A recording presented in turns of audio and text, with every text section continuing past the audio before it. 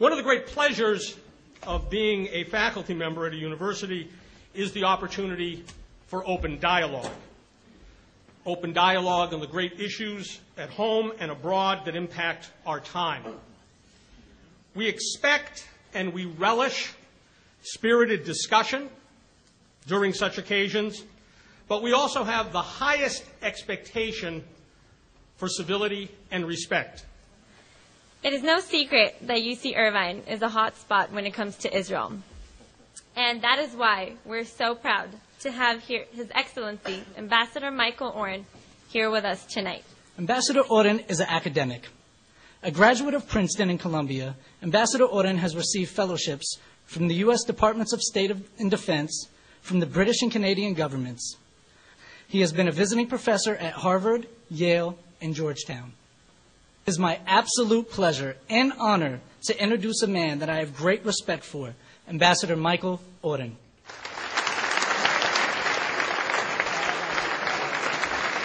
Thank you all, Shalom. It is a great delight to be back at UCI. I spoke here about 5-6 years ago to a somewhat smaller gathering. It is a great honor to address such a diverse crowd, both of students and community members. A great opportunity for me.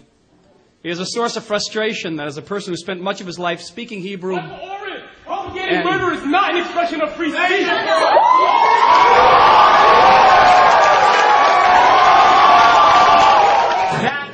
That violates a number of rules that we have at the university. Having one person do it is fine. Get it out of your system. But we're going to be polite and courteous to our guests.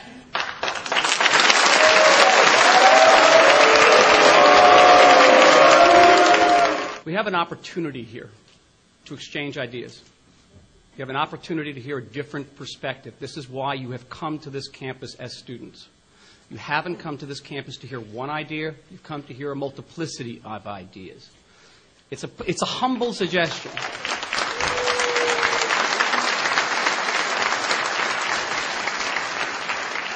It is one of the inestimable values of education in this country, that you have that opportunity. Don't squander the opportunity. Israel, you know him. Guilty of 101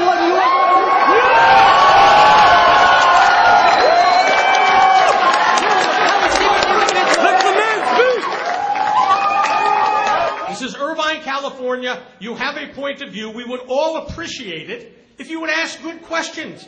And as the person who's going to call on people, I guarantee that if you raise your hand, I will allow you to ask a question when the ambassador has finished speaking. Ambassador? It's not London, it's not Jerusalem, but it's also not Tehran.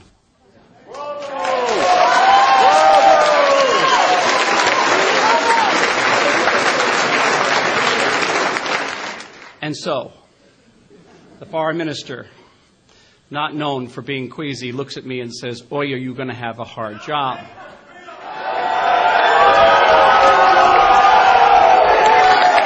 Shame on all of you! All you did today was embarrass yourself and the university. As the professor said, free speech is something that we value. But I just want to say how embarrassed I am on behalf of our entire university at the disruptions that you've heard tonight. Any student that has to be removed from this room because they are violating that code of conduct is going to be subject to disciplinary proceedings by the appropriate procedures on this campus. One of those procedures can result in suspension or dismissal from the university. I want to add one more thing.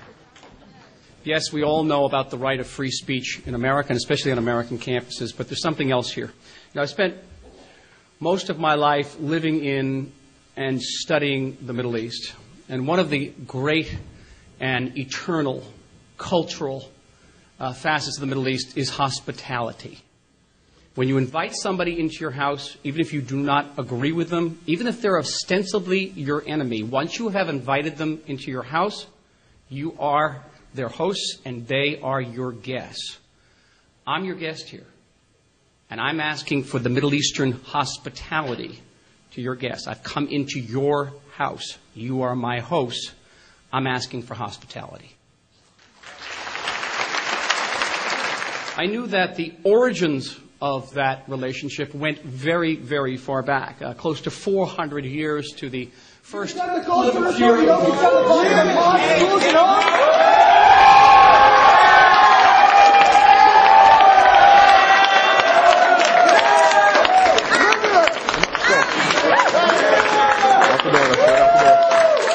And many of these founding mothers and fathers concluded that to be good Americans, it was their divinely ordained duty to help the old Jews get back to the land. It was the case for Woodrow Wilson. It was the case for Harry Truman, who made the United States the first nation on earth to recognize the recreated Jewish homeland.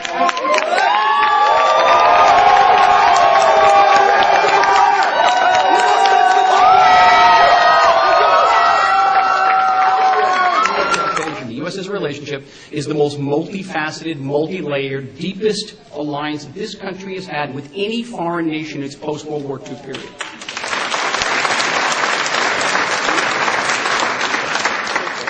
So with all that, why then was my Prime Minister, my Foreign Minister, and the person who signed me off on the cell phone... You, sir, are genocide!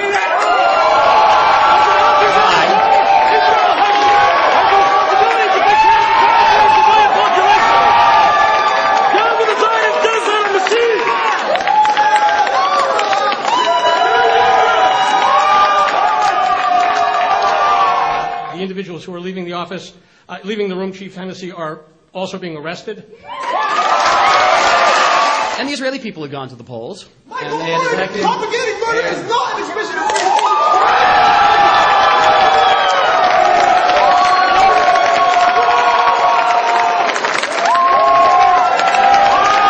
An attempt to induce by diplomatic means the Iranian regime to suspend the enrichment of uranium on their soil, to suspend what we all believe was an Iranian intention to create nuclear weapons that could threaten Israel and the entire Middle East. We were concerned about this.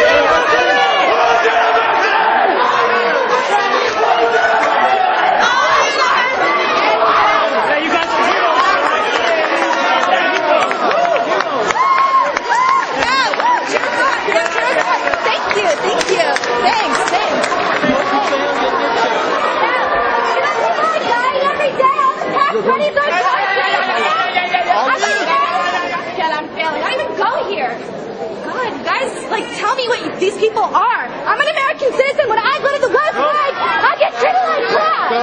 Get out of here. Now, you're going to be arrested. Open your mouth one more time, you're going to be arrested. Anti-Israel! Anti-baby killing! Anti-Israel! Anti-racism! Anti-Israel!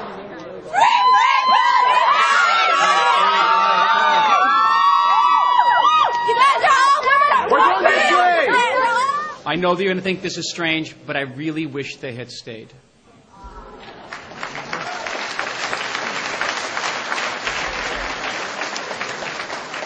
I appreciate you all, but it was that community I wanted to address as well. Important that they hear, as I listen to them in Washington.